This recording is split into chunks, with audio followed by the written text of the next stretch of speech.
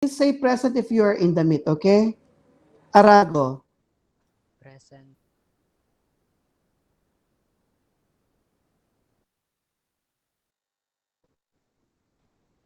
If I don't hear your voice, I will consider it absent, okay? I will consider you absent, okay? Again, Bayuga. Present po. Bolante. Present po. Benaventura. Present po. Camposano. Present po. Canales. Present po. Candia. Present po. Centillas.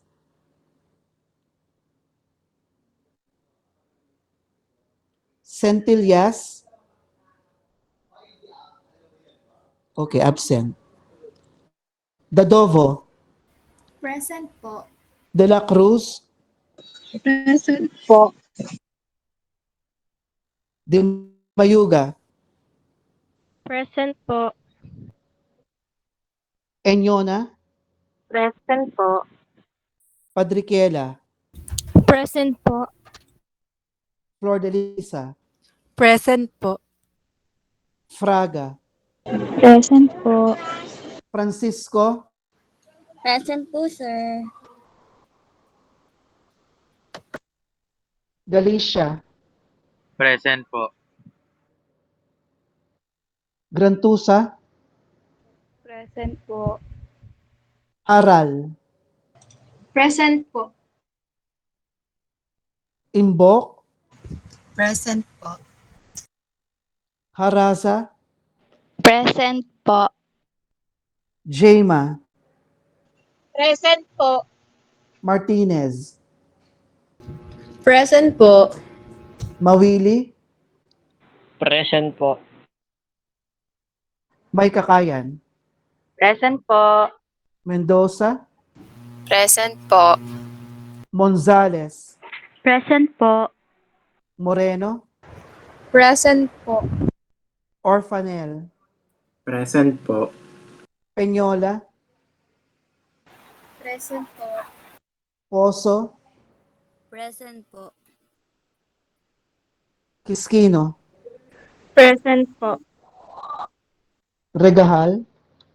Present po. Reyes. Present po. Soleta. Present po. Tayag. Present po. Tibay. Tongohan. Present po. Ulang. Present po. And Villadiego. Present po. Anybody who was not called in this meet? Okay, everybody was called. Who is your class president? Sir, ako po. Reyes, okay? Am I right? Reyes? You're the Yes president? po, sir. Yes po. Okay. Miss Reyes, will you please create a GC for our class? Okay. Okay po, sir. Okay. So, I shared with you in the Google Classroom the module. Will you please open that? Because I cannot share. I don't have a Word in my iPad, okay?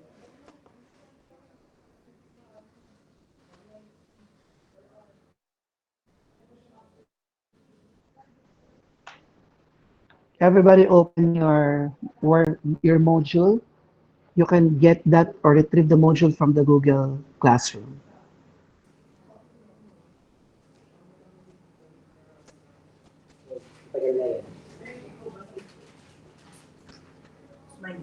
Akin. Would you like kape?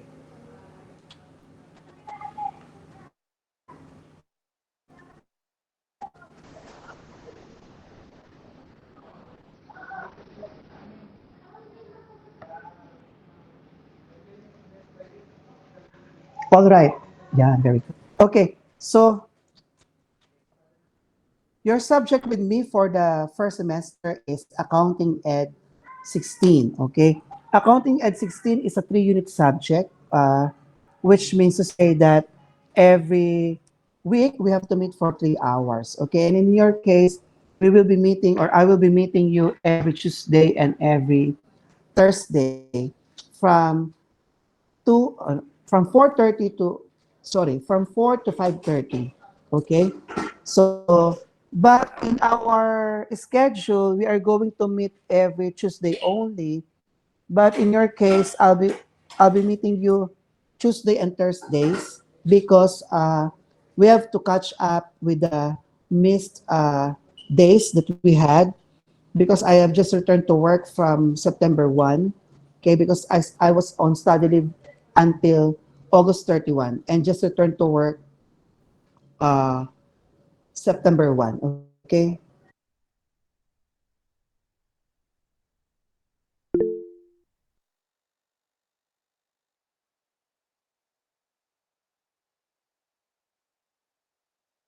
Look, sorry, I'm in the registrar's office of the school. Anyway, uh, as I was saying, uh, I'm going to meet you every Tuesday and Thursday until such time that I was able to cover the or catch up with the missed topics, okay, that we had for the entire August, okay, from August, from the time classes began up to August 31, okay. Sir, So excuse po, sir. also, yes, Sir, meron po kaming klase na hanggang 4:30 po every Thursday po. anong subject na every Thursday? Operations management po, sir. Bakit may conflict? Ba't nagkaroon ng conflict? From what time is your operations management? 3 to 4:30 po, sir. 3 to 4:30 ng Yes Thursday. po. Okay. Apo. Okay. Which means to say that I'm meeting you Thursdays from 4:30 to 5:30. Okay? Or I can extend until 6. Is it okay with you? Okay po, sir. But the maximum is 6 o'clock. But I might terminate the class at 5:30. Okay? But because that's our official time. Okay? So anything else? Any more concern about the schedule, Ms. President? Wala na po, sir. Thank you po. Okay, thank you. So I will take it, I will make a note here in my sheet. Uh, three, okay, we will meet 4:30 p.m. to 5:30 p.m. every Thursday, okay? Or even until 6 p.m. Okay. Because next week is already your midterm exam, and I have to catch up with the, of course, as I have said, with the last meetings that we had for the entire August, or the month of August. Okay. So anyway, uh, also if you happen to pass Accounting Ed 16, you will get a credit of 3 units in your transcript of records. Okay. So otherwise, you have to take the subject again. Okay. Maybe next year, first sem also. Okay. But I rarely make, or I rarely give a failing remark for BSA. But of course, you have to do your part. Okay.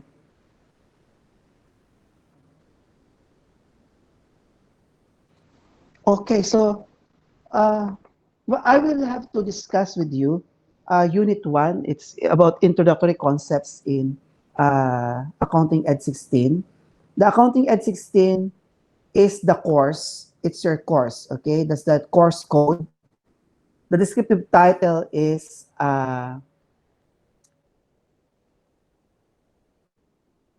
statistical analysis with computer or with software application. Okay. So take note, when you were in high school, you used to call like English, math subjects, no, as subjects. But in the university or in the tertiary education, it's called course or courses. So marami, okay? So Your course with me for this semester is Accounting Ed 16. Accounting Ed 16 is not your major course. It's just a cognate or a uh, course subject in a BSA program. Okay. So this is, as I have said, the descriptive title of which is Statistical Analysis with Software Application. Okay.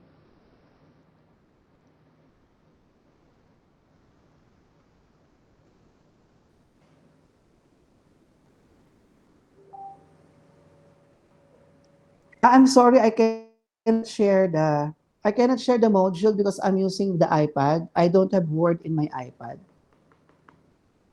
Sir, yung isang classmate daw po namin yung mag-share screen. Kung pwede lang Okay, daw po. good. Okay, Sige okay, po, sir. good. It's better. Thank you po.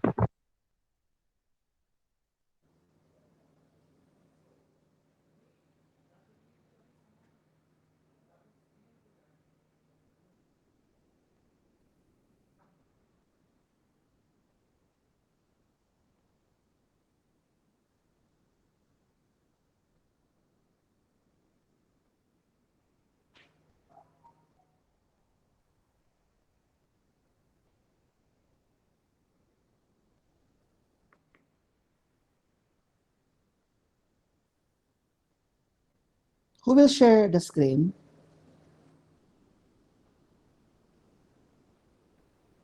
Okay. So that's about the preliminary concepts. Okay. As I have said, for module one, it's about introduction and basic concepts. For module two, it's about variables, data, and skills of measurement. And then module three will be about data collection and presentation. So in here, you will be taught how to collect and how to present data. And for module four, it's about the environment of the MS Excel data analysis toolpack. This is the uh, application that we're going to use, okay? That's why I require everyone that you use laptop or desktop because I don't know if your cell phone can do the MS Excel data analysis toolpack, okay? But at any rate, the requirement is that you have to be able to make use of the Excel or MS Excel in our class, okay?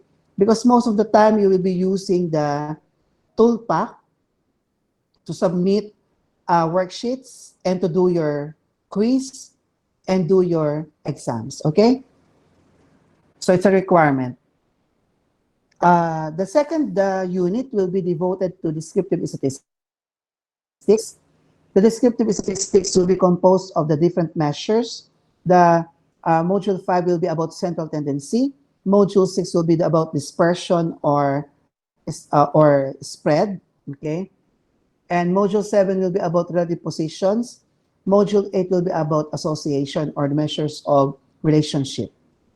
Then the third unit will be about the test of will be about inferential statistics, wherein you will be taught how to test a statistical hypothesis or how to make statistical inferences. Okay, in here you will be taught how to use or to compute the data or analyze data using the analysis of variance and other statistical tools using, of course, the stat software or the, in this case, the MS Excel data toolpack. Okay?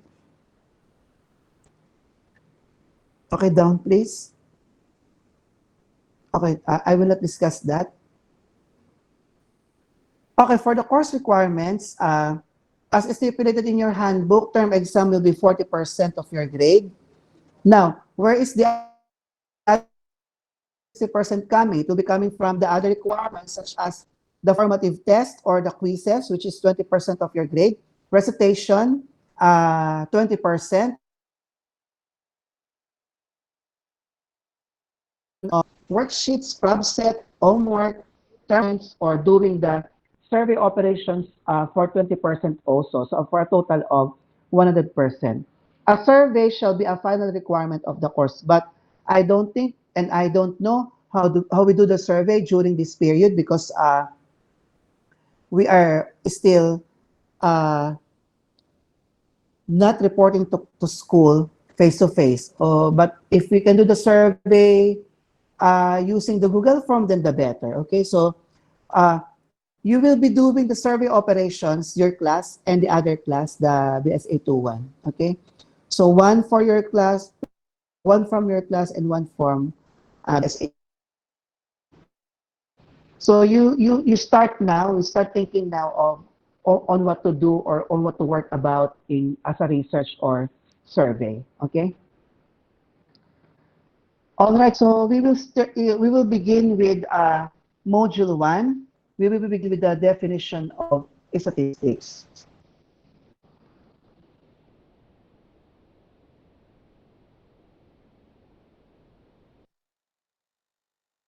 We will begin with the definition of statistics. Statistics as a subject is always written in capital letter, okay, and always ends in s, okay.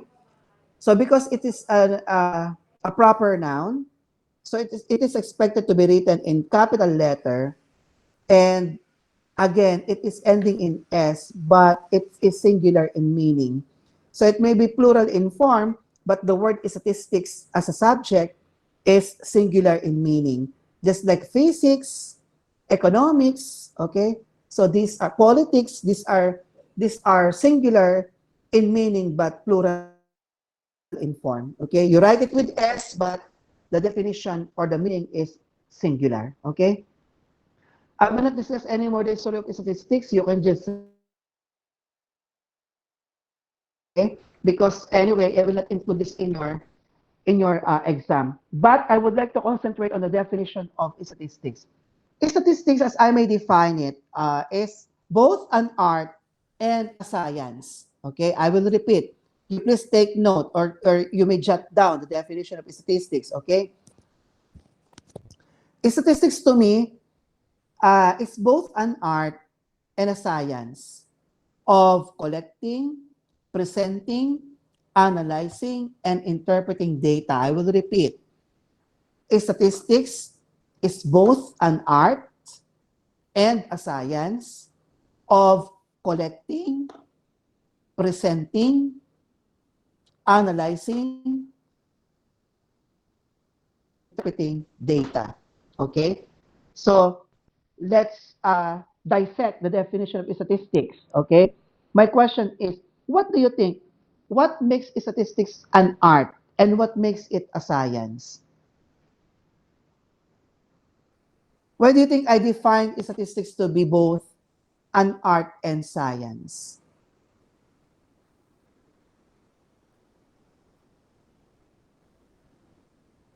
Anyone? Good afternoon, sir. May I speak po?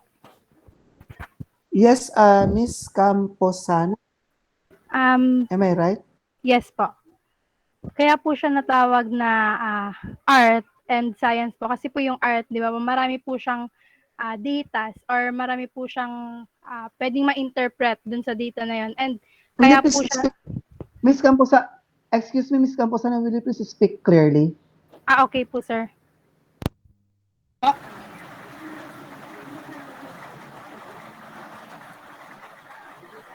Sir, Yes. okay na po ba? Clear na po. Yeah, you're clear now. It's clearer So, now. okay po. Thank you po, sir. Kaya po siya art and science kasi po yung art is meron po siyang mga presentations na marami ka pong may interpret sa kanya. And kaya naman po siya science kasi po meron po siyang dinadaanan ng mga methodology or yung sa research po. Yun po.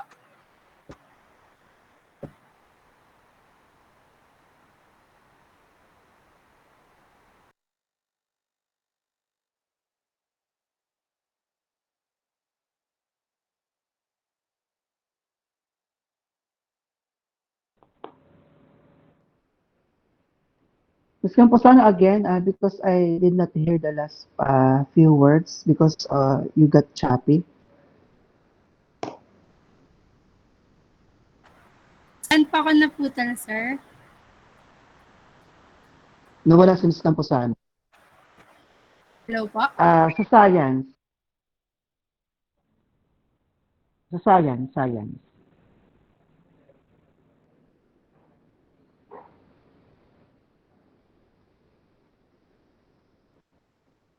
Anyone else? What makes statistics to be an art and a science?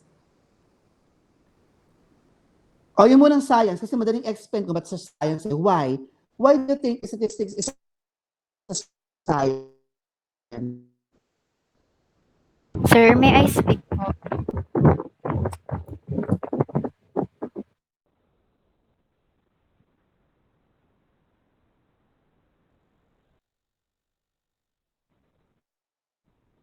Anybody?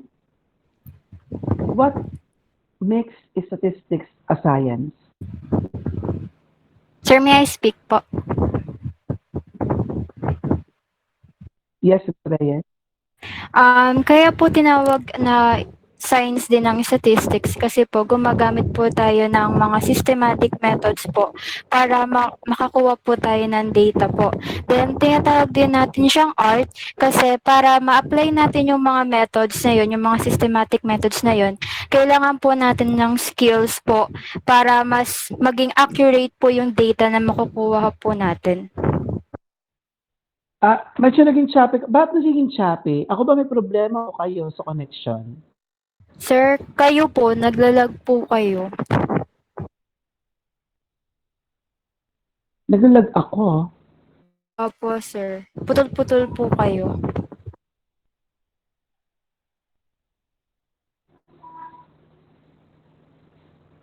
Okay, wait. Lilipat ko ng... Wait for a while. Lipat ako ng...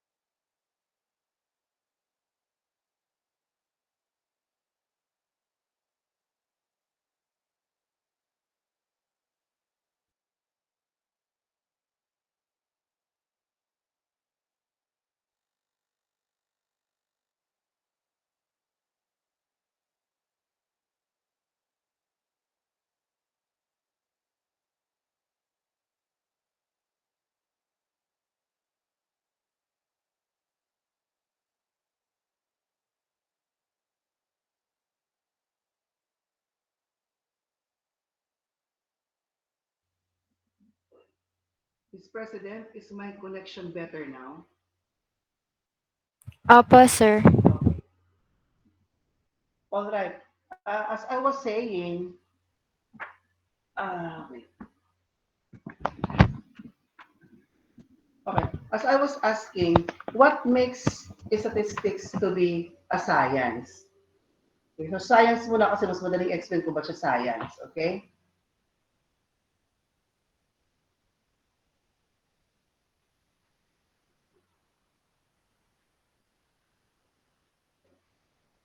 Anyone?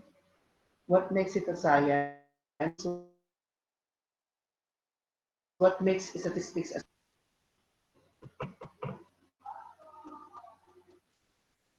Sir, may I speak po ulit? yes, please? Yan po. So, ang statistics po is kino-consider din as a science po kasi gumagamit po tayo ng mga systematic methods po para po makakuha or makagather po tayo ng data or information po. Then, tinatawag din siyang art kasi like an art po, kailangan po natin ng skills dito para makagawa po tayo ng isang art. So, sa statistics naman po, kailangan din po natin siya ng skills para po alam po natin yung gagamitin natin ng na tools po Miss para Claire, ikaw ngayon maka-cope up. putol-putol. Hindi clear, ikaw ang putol-putol. Hello po, sir. Hindi ka klaro.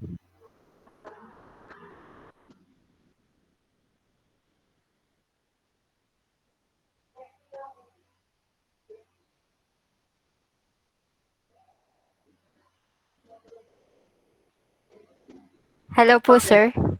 Okay. Science siya dahil sabi mo na we have to follow certain procedures or methodologies, right? So that's correct. No, it's a nice observation, Ms. Reyes. And uh, statistics really is a science because you have to follow systematic procedures in dealing with data. Okay. Remember that the definition of the statistics starts with presentation, analysis, and interpretation of data. Okay, so you cannot present data without collecting first the data from your respondents or from your sample.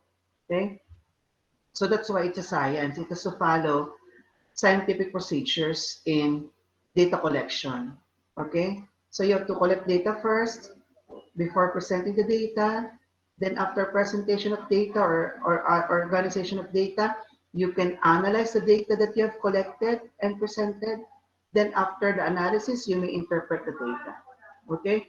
So that's why it is a science. So those four elements present in the definition of statistics, the collection, the presentation, the analysis, and the interpretation of data. Okay? So what makes it an art? Anybody? What makes statistics an art?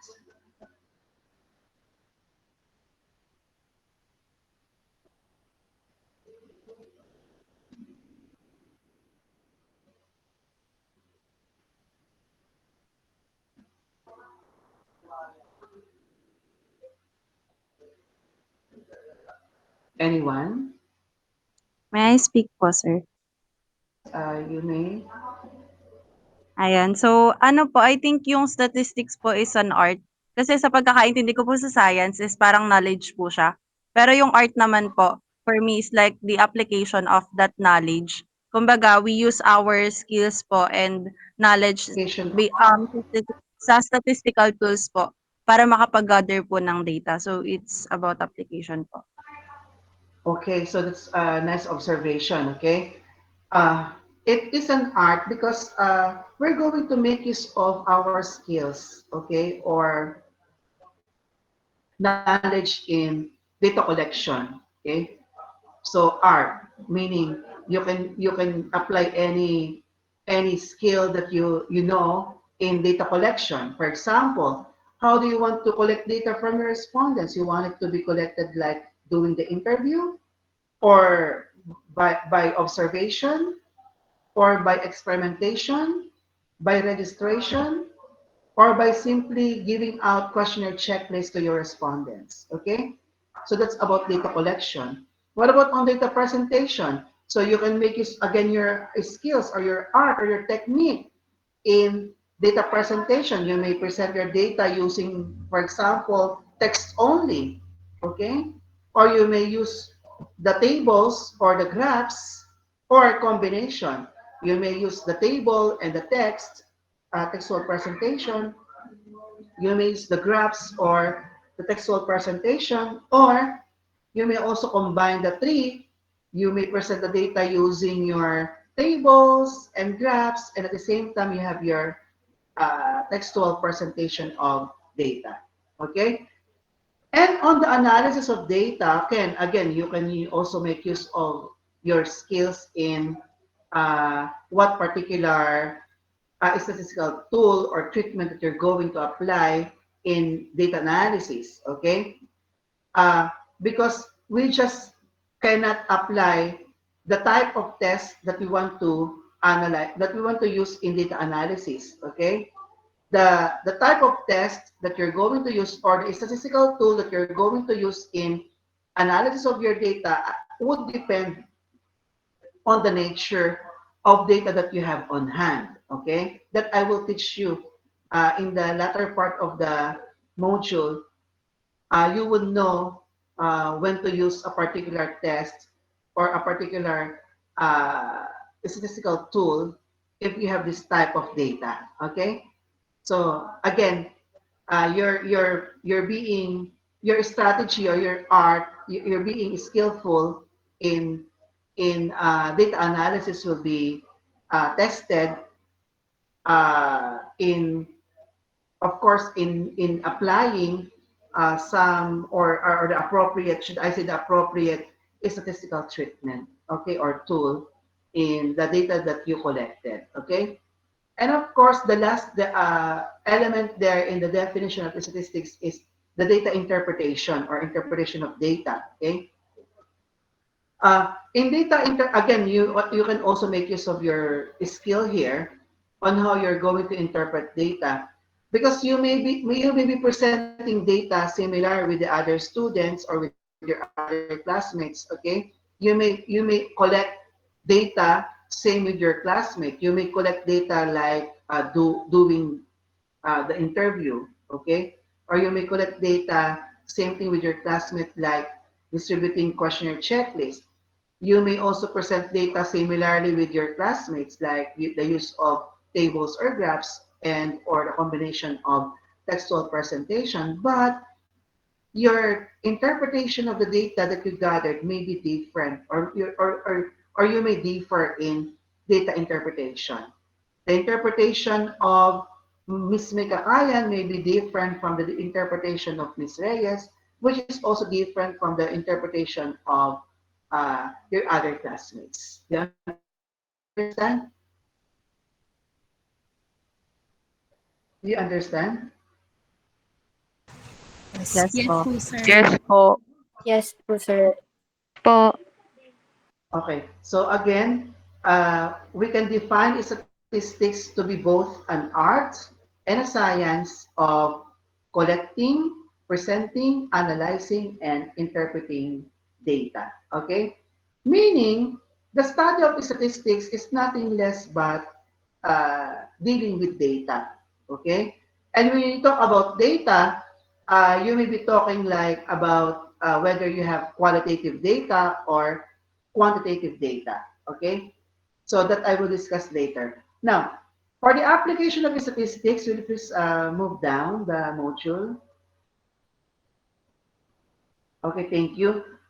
For there are diverse applications of statistics. Okay, if you want to, number one, if you want to compare the effects of the 5 kinds of fertilizers on a yield of a particular variety of corn. For example, you only have one type of corn or one variety of corn, no, planted in 5 fields, for example, and each field will be given or will be sprayed with different fertilizers. So five different kinds of fertilizers. Okay. So if you want to compare the effects of each fertilizer on each field, then that's statistics. Okay. So you can do it uh, uh, using experimentation. Okay. The same thing with yung comparing of effectiveness of 2 diet programs. That's also an experiment or experimental in nature. Okay. If you want to compare uh, that this diet is more effective than the diet, okay, so then you do the experimentation. Okay, again, it's statistics. You can also use statistics when you want to determine the income distribution of Filipino families. Okay, so the distribution of of income of Filipino families is done using the survey or the national census, okay? Not survey, but the census, okay? When you want when you talk about census, census is involving it's involving all the members of the population. Okay, that's why every 6 years, no, when you if you happen to see enumerators going to your houses, okay, from one house to another, and asking questions to the head of the family or to whoever is in the house, okay, or whoever is present in your respective residence. So that person is called enumerator. And then he has this type of checklist or guide questions that he needs to, or he or she needs to be answered by the respondents. Okay. So if the enumerators want to go from one house to another, that's census. So census kasi is population na tinatarget nito. Okay? Population. Pag survey, samples lang ang tinatarget nito. Ibig sabihin, hindi lahat ng members ng population i-interviewin. Okay? So, yung data na nag-gather ng PSA, dati NSO may hawak niyan. Okay? The National Statistics Office, but now the NSO has been dissolved and was named the Philippine Statistics Authority. Okay, so all the data that is all the data gathered from you and the other households are being taken care of by the PSA. Okay, that is why they have their report that insufficient na ang supply ng bigas for the next quarter, something like that. Okay, kasi may data silang nakuha sa inyong households. Okay? Dapat pala maging sufficient ang supply ng isda kasi kailangan ng isda. Most of the time, ang kinakain ng mga pamilyang Pilipino ay isda. Okay? You understand? Magkakaroon ng deficiency in the supply of vegetables because mostly Filipinos are vegetable eaters. You understand? The data came from you, okay, and analyzed by the PSA people, okay? You understand? So, yun, statistics yun. Okay? Even the human development index, okay, at galing sa inyo yan, galing sa mga pamilya niyo yan sa interview ng enumerator sa inyong head of the family or household heads, okay? Then if you want to predict the daily temperature or should we say the weather forecast daily, again, that's statistics, okay? That's one application of statistics. And of course, if you want to evaluate the student performance, again, you can, that's one application of statistics. Napakadaming application of statistics in all fields of study or in all disciplines you will apply statistics. Kahit siguro sa Filipino, sa history, ina-apply ang statistics. Okay? You understand?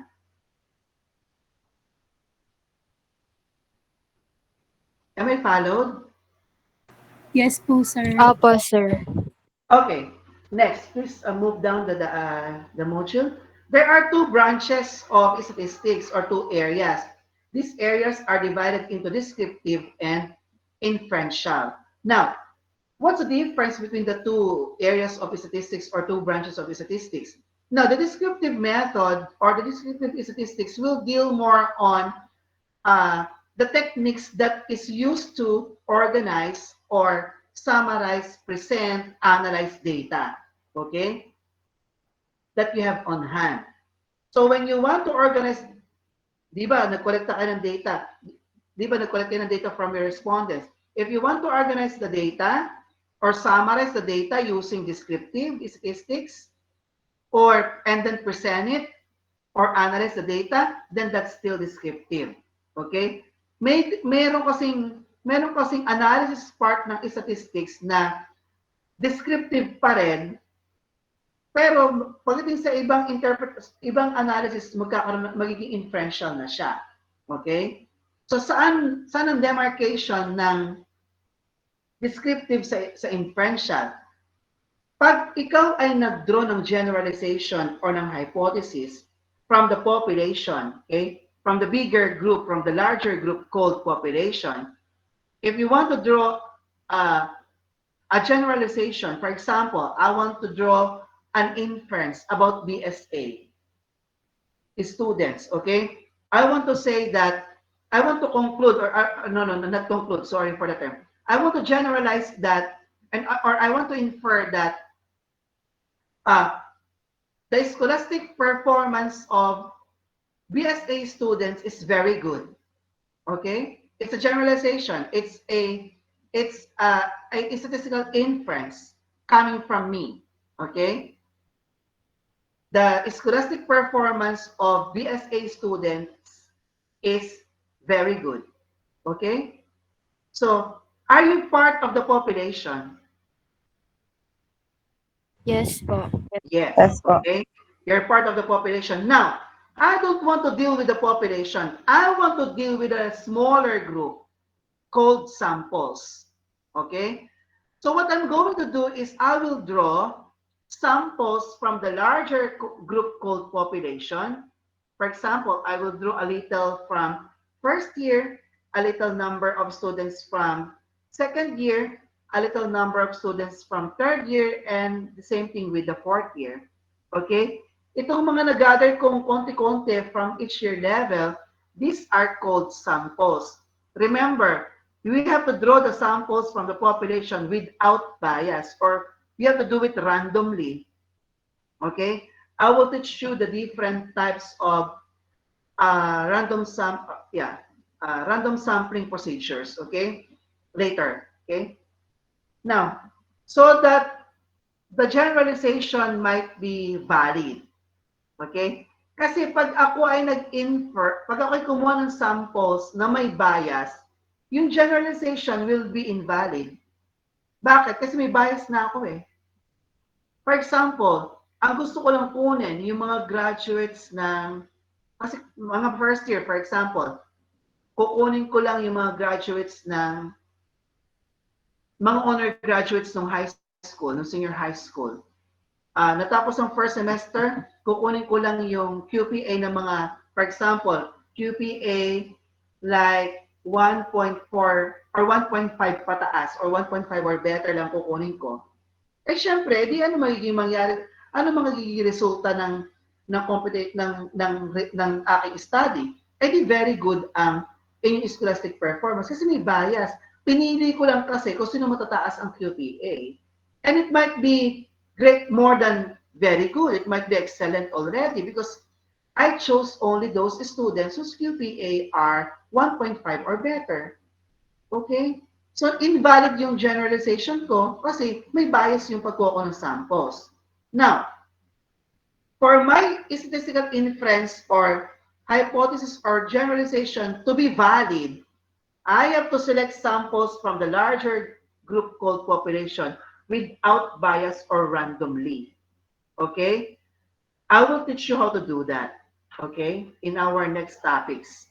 You understand? You understand? Yes po. Yes po. Okay. So, Yes yung po. descriptive statistics, nagdodraw ka ng conclusions. Walang drawing ng conclusion sa descriptive statistics. Kasi bakit? Ano lang to eh, yung gusto mo lang i-describe. Yung nakolekta mong data, gusto mo lang siyang i-describe. Gusto mo siyang i-analyze. Anong klaseng students ako meron? Okay, anong klaseng BSA students ako meron? Anong edad nila? Anong kanilang socio-economic status ng family nila? Ano most likely ang success or mostly ano ang mas maraming estudyante, male or female, something like that. Ano ang highest educational attainment ng kanilang mga magulang? Gusto ko lang siya i-describe. Okay? But if I want to make a deeper analysis of the data that I have collected from the BSA, from these samples, and I want to infer and I want to make a generalization about that, okay? So that's already inferential statistics. I want to draw samples from the population randomly, and I want to test my inference, whether my inference or my generalization will be true or not. Then I will conduct an analysis about that. Okay, I will, of course, I will compute the appropriate. I will make use of the appropriate statistical technique or tool for that, for me to be able to confirm whether I would have to reject or fail to reject my statistical inference. Okay? You understand? Opo. Yes po. Do you understand? Yes po. Yes Okay. po. So another example, we'll just move down the module. Move down. Next to the next page. Okay, so see this example. This is inferential statistics, okay? Wherein you have 5 infants, okay? Now, a new milk formulation was designed. Okay, the new milk formulation was designed to improve the psychomotor development of infants. Now, I want to test whether really this new milk formulation would really improve the psychomotor development of the infants. Okay, so I don't want to study the 5 infants. I want to draw samples from the infants. Okay, that's why you have the red arrow going to the circle with 3 infants only. So the 3 infants were the ones chosen randomly from the 5 infants. You understand? So that's the illustration. Now, para saan yung yellow na arrow na pabalik sa 5 infants? Dahil nga, pinili mo tong tatlong infants randomly or without bias, yung iyong generalization, kung ano mang, kung totoo man o hindi, na ang new milk formulation will improve the psychomotor development of infants, kung totoo man yun o hindi lang sa 3 bata yung totoo, kundi doon sa 5 bata or 5 infants totoo yun. You understand? So that's the use of the feedback arrow, the yellow arrow there. Okay? So whatever result that I may yield from the population, from the samples, will be true not only among the samples, but will be true to the all members of the population. Do you understand? So, in your case, if I got only samples from BSA 1, 2, 3, 4, and I tested their, and I analyzed their QPAs, and I found out that I want to fail to reject my hypothesis that your scholastic rating is very good, then it's the scholastic rating, the result is not only true among the selected samples, but that radiates from to your population. That is also true to your population. Okay, so not only among these samples whose scholastic performance would be good or are good, but the scholastic performance of the entire population is also very good. You understand? And should I reject the hypothesis? For example, hindi pala very good, good lang.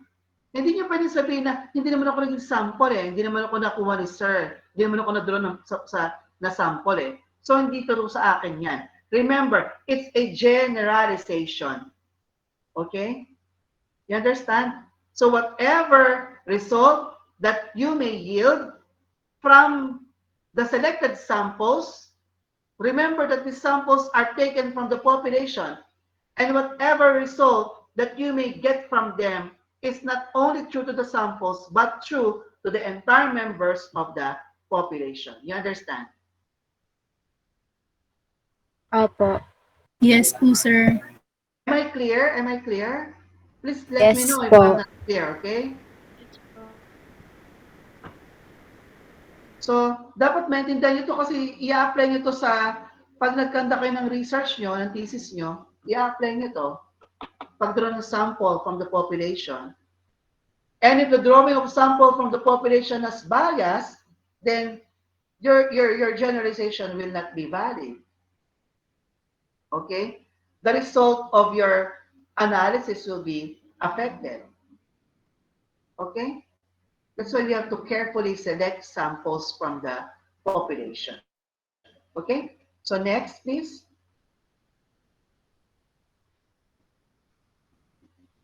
Okay. Okay, this is another illustration of from the population.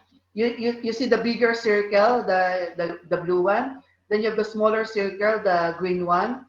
Then the green one was taken out from the bigger circle, from the bigger blue circle, referring to your smaller set, which is your sample. Okay. Then the sample again, you have the yellow arrow going back to the bigger circle, which means to say, or which implies that whatever result is collected or is made or generalized from the smaller group is true to the larger set of your population. You understand? Okay, next please. Okay, for the key definitions, okay, universe. When you say universe, it's referring to the entirety. Okay, diba? When you were in first year, you studied about universal set, right? You did, right? So, Apo. Yes so po. when I talk about BSA students, I'm not talking about only the students in URS, but I am talking about the students not only in URS, but in the entire country and in the world, in the universe. That's why it's a universe. It's the entirety of the things or collection of things that you want to study. Okay? So that's Math 1, right? The universal set. Variable. Variable is a characteristic observed or measured on every unit of the universe. For example, you want to take, so mga variables natin, examples like I have mentioned already, the age, the sex, the socioeconomic status, okay, the educational attainment, these are variables, okay? And the categories, for example, sex, you have category male, category female. These are observations. You understand? How many males, how many females do we have in the class or in the samples? You understand? So the variable is sex. The observations might be male or female. You understand? How many female, how many male? The variable is age. The observation might be, group yung age. For example, age group would be 20 to 24, 25 to 29, okay? 30 to 34. So that's the observation, the age brackets. You understand? Socioeconomic status, for example, those who belong to the upper class, middle class, the lower class. Okay? Pero syempre, ang PSA, may kanyang ano sila, mayroon silang kanyang measure ng socioeconomic status. Dati, when I was still studying in UP Diliman, the School of Statistics, merong category A, B, C, D, E, hanggang F, okay? Yun naman, depende naman sa tinitira mong bahay, okay? Kung ba, tinitira mong bahay, fully furnished, maganda, so class A. Okay, kung fully furnished siya, maganda siya, wala namang pinta, class B. You understand? So it depends on the categories being used by, or the standards used by the PSA. Okay? Population. I have discussed already the population. Okay? Now, between parameters and statistics. Okay? Now, parameters, these are summary characteristics of the population. While statistics, yung statistic na to, hindi to subject, okay? Statistics here is plural, yung statistics, because it has a singular form, like statistic, okay? Statistic is a summary measure coming from the sample. For example, yung kinuha kong BSA from first year, second year, third year, fourth year, these are samples, okay? If I want to get the statistic on sex, from the sample, then it's called a statistic. But if I want to get the sex of all BSA comprising the population, then the sex there is not called a statistic but parameter. You understand?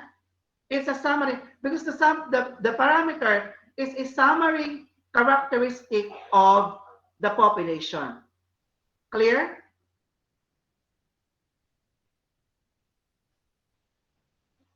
Hey, am I clear?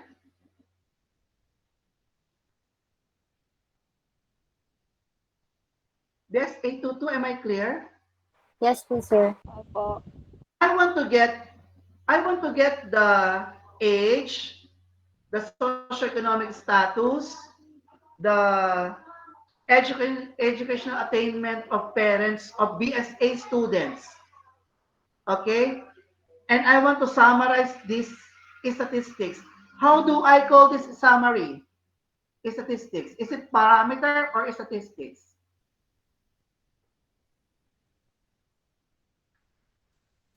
I will repeat my question, okay? I will repeat my question. Listen carefully. Okay? I want to take the age, the average, the sex, the socioeconomic status of BSA students, okay? The socioeconomic status of all BSA students, and I want to summarize these characteristics, okay? So what do I call these statistics? Are they parameters or statistics?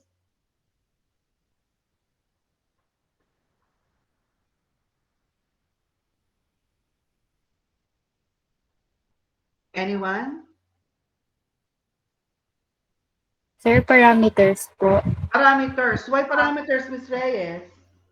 Sir, kasi po sabi niyo po all BSA students po. So, All ibig BSA sabihin population students. po But siya. if I want to take only the sample, the summary statistics of the data that I collected from the samples, then that is called Statistic po. statistics. Okay, singular statistic. You can see in the module, right?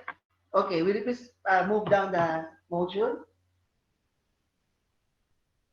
Okay, so this will be your assignment, okay? So you may post this in the Google Classroom, your answer. You understand?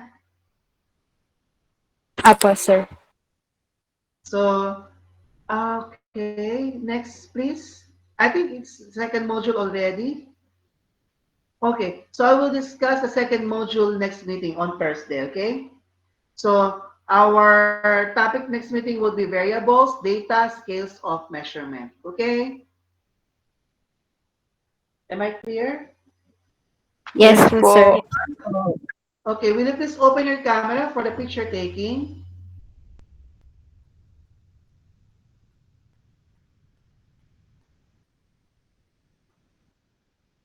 Have you learned something today?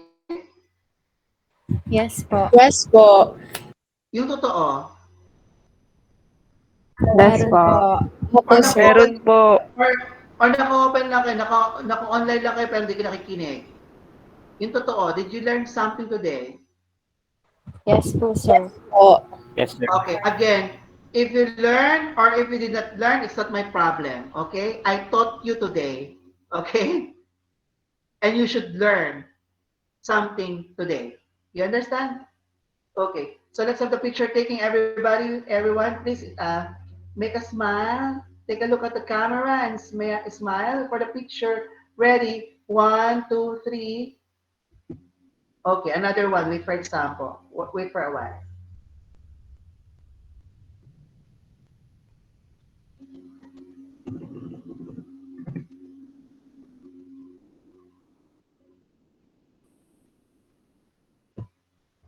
Another shot, please. Okay, ready? So, Mr. Tayag, are you wearing eyeglasses or sunglasses? Eyeglasses, sir. Eyeglasses. Okay, I thought it's sunglasses. Okay, smile for the picture. Ready? 1, 2, 3. Okay. I will see you on Thursday, okay?